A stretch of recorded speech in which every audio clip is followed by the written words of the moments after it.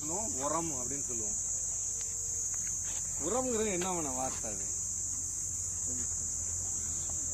Strength, வேற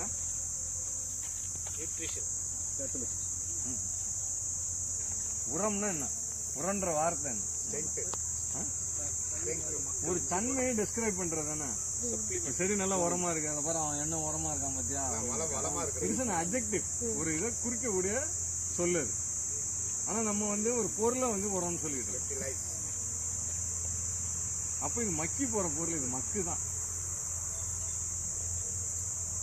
உரம்ன்றது தவறான வார்த்தை. முதல்ல இதை போட்டா சரி வேணா உரமா மாறலாம். எரு, உரத்துக்கான பொருள் எரு. எருதான் அதுக்கு சரியான சொல்லு. இல்ல, உரங்கிறது வார்த்தையை தவறுங்கிற. உரங்கிறது வேற மொழி சொல்லுங்க. உரங்கிறது ஒரு உரம் இடல். எம்மா உரம் உரமா இருக்கு பத்தியா அப்படின்னாக்கா எப்படி இருக்கு, நான் எப்படி இருக்கேங்கிறது. அப்போ என்னோட தன்மையை குறிக்கிறது. அது என்ன குறிக்கிறது? நான் கிடையாது, என்னோட நான் எப்படி இருக்கேங்கிறது. அப்போ அது இது ஒரு பொருளை சொல்ல முடியாது. இது எரு, மக்கு, இதான் சொல்ல முடியும். இப்போ எரு அப்படின்னாக்கா இயற்கையாவே தானாக உருவானாலும் சரி, நம்ம உருவாக்கினாலும் சரி, combination of plant waste, animal waste. தாவர கழிவு இருக்கணும், விலங்கு கழிவு இருக்கணும், ரெண்டுமே கலந்தது தான் ஈக்குவலா இருக்கும். இப்போ இயற்கையிலேயே அதான் நடக்கும். காடுகள்ல பாத்தீங்கன்னாக்கா தாவரம் இருக்கும், அந்த இடத்துல இலத்தழை கொட்டும், ஏதோ ஒன்று மேய்ஞ்சிட்டு அங்கே தன்னோட கழிவை போட்டுவோம். அப்போ ரெண்டுமே கலந்ததாக தான் இருக்கும். அப்போ நம்ம செய்யறது, இப்போ நம்ம இங்கே சாணம் கொட்டியிருக்கோம், இது கூட்டின குப்பைகளை கொண்டாந்து போட்டிருக்கோம், நமக்கு வேண்டாத செடி கழிவுகள், தாவர கழிவுகள்லாம் இங்கே கொண்டாந்து போட்டிருக்கோம். இப்போ இதில் கம்போஸ்ட் அப்படின்னு சொன்னாக்கா நீங்கள் காசு கொடுத்து வாங்குறது, நம்ம தயாரிக்க முடியாதது அப்படின்லாம் நினைக்கிறதுக்கு எதுவுமே கிடையாது. கம்போஸ்டிங் அப்படின்னாக்கா ஈரத்தை மேனேஜ் பண்றது, அதுதான். அதை மட்டும் நீங்க புரிஞ்சுக்கிட்டீங்கன்னா போதும். மேனேஜிங் தி ஹியூமிடிட்டி. ரொம்ப சதன்னு இருக்கா, அதோட ஈரப்பதத்தை குறைக்கணும். அப்ப ட்ரையா இருக்கிறது அதுல கூடுதலாகும். வெறும் ட்ரையா இந்த வைக்கதான் இருக்குது. இப்ப அதை ஈரப்பொருள் போடணும்.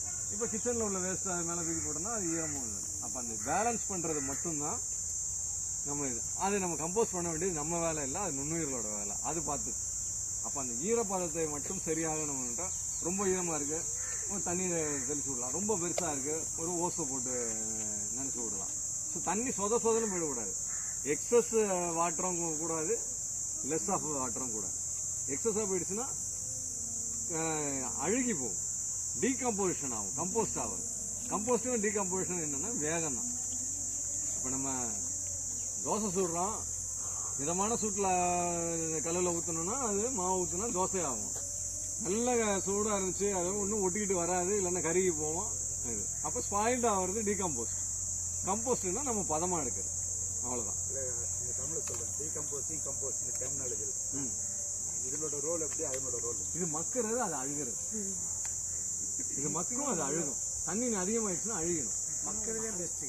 இது எல்லாம் இதுல நடக்கிறது தான் அதுலயும் நடக்கும், அதுல நடக்கிறதா இதுல நடக்கும். இது நிதானிச்சு மெல்ல நடந்துகிட்டு இருக்கனால இதுல நமக்கு வாடையெல்லாம் வராது. போதுமான அளவு அதுல இருந்து வாயுக்கள் வெளியேறும், போதுமான அளவுக்கு அதுல உள்ள இந்த நுண்ணுட்ட சத்துக்கள் வரும், எல்லாமே இருக்கும். ஆனா இது ஒரே நேரத்தில் வந்துடுறதுனால அதுல அமோனியா இருக்கும், சல்பர், ஹைட்ரஜன் சல்பைடு இருக்கும், இந்த மாதிரியான வாயுக்கள்லாம் இருக்குன்னா ரொம்ப அஃபென்சிவ் ஸ்மெல்லா இருக்கும். நம்ம ஏற்றுக்கொள்ள முடியாத அளவுல வாசனை இருக்காது. எல்லாமே இருக்கும். என்பிகே எங்க இருந்து வருது? என்பிகே இல்லைன்னா கூட இதுல உள்ள நுண்ணுயிர்களை நீங்க போடும், மண்ணுல உள்ளதை இலக்கி கொடுக்குது. மண்ணுல எல்லாமே இருக்கும், அது இலக்கி கொடுக்குற வேலையை தான் நுண்ணுயிர்கள் செஞ்சிருக்கோம். அடுத்த ஸ்டேட்டுக்கு மாறும். ராக் பாஸ்பேட் இருக்கு, கொண்டாந்து போட்டோம்னா என்ன ஆகும்? அதில் பாஸ்பேட் இருக்கு. நீங்க பாஸ்பேட் போட்டதுக்குன்னா எந்த இதுவுமே அதில் ஆகப்படுறது கிடையாது. நுண்ணுயிர்கள் தான் அதை உடைச்சு பாஸ்பேட்டா மாற்றி கொடுக்குது. நுண்ணுயிர்கள் பெருக்கம் தேவை. இப்போ அதில் இருந்து கார்பன் அதிகம் இருக்கனால இதுல வெளியும் ஏறாது. இதுல உள்ள சக்கையில எல்லா சத்தம் பிடிச்சி உள்ளாராது. அப்ப எப்ப தேவைப்படுதோ அப்போதான் கொஞ்சமா கொடுத்துட்டு. நம்ம ரசாயன உரத்துல என்னன்னா உடனடி ரிலீஸ், சடன் ரிலீஸ். காற்றை நம்ம டியூப்ல இருந்து திறந்து விடுறதுக்கும் வெடிக்கிறதுக்கும் உள்ள வித்தியாசம் இருக்குல்ல. குக்கரும் அப்படித்தானே, திறந்து விட்டாங்க அது பொறுமையா வருதுன்னா அது தானா இதுவாயிடும். திடீர்னு திறந்து விட்டு பிடிக்கிட்டு தானே அடிச்சுதான் எப்படி இருக்கும் அதுதான் மேல மேல போட்டுட்டு தான் இருப்பாங்க. அல்ல கிண்டி இவ்வளவு சொன்ன பிற்பாடு நீங்க உங்ககிட்ட கேள்வி நான் ஒண்ணு எதிர்பார்த்துட்டு இருந்தேன். இந்த குச்சி எதுக்கு இருக்கு அப்படின்னு நாளுக்காக அந்த ஒரு இது வந்து அது வந்து அது உள்ள வந்து என்னன்றது அதோட ஹீட்டை பாத்தீங்கன்னா தெரியும். ஒண்ணு சொல்லுங்க அப்படியே.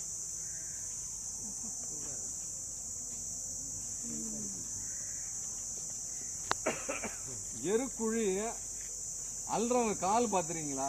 வருஷம் சாணி கொட்டி வச்சுட்டு ஏறி வந்தாலும் கொப்பளிச்சு போயிரு. இப்ப அந்த சூடு வெளியேறதுக்கான ஒரு வழி ஒண்ணு. இன்னொன்னு நம்ம இப்ப சூடு இருக்கா இல்லையான்னு தெரிஞ்சுக்கணும். அந்த சூடு இல்லைனாக்கா இந்த ப்ராசஸ் இஸ் கம்ப்ளீட். உள்ள குக்கிங் நடந்துட்டு இருக்கு. இன்னொன்னு இதுல வந்து நம்ம வந்து இந்த எருவை வந்து எருக்குழி அல்ல, எருமேடு. கம்போஸ்ட் ஹீப் வேற, கம்போஸ்ட் பிட்டு வேற. கம்போஸ்ட் பிட்டுனாக்கா சைடு எல்லாத்தையுமே நம்ம எடுத்துடுறோம், மூடிடுறோம், குழி ஆயிடும். அப்ப காத்து ஓட்டம் கிடையாது. அது அன்ஏரோபிக் கம்போஸ்டிங். இது வந்து சுத்திலும் துறப்பு இருக்குது. அப்ப இது ஏரோபிக். இப்ப ஏரோபிக்ல என்னன்னா அவ்வளவு சூடு ஏறாது. அது இன்னும் அவங்க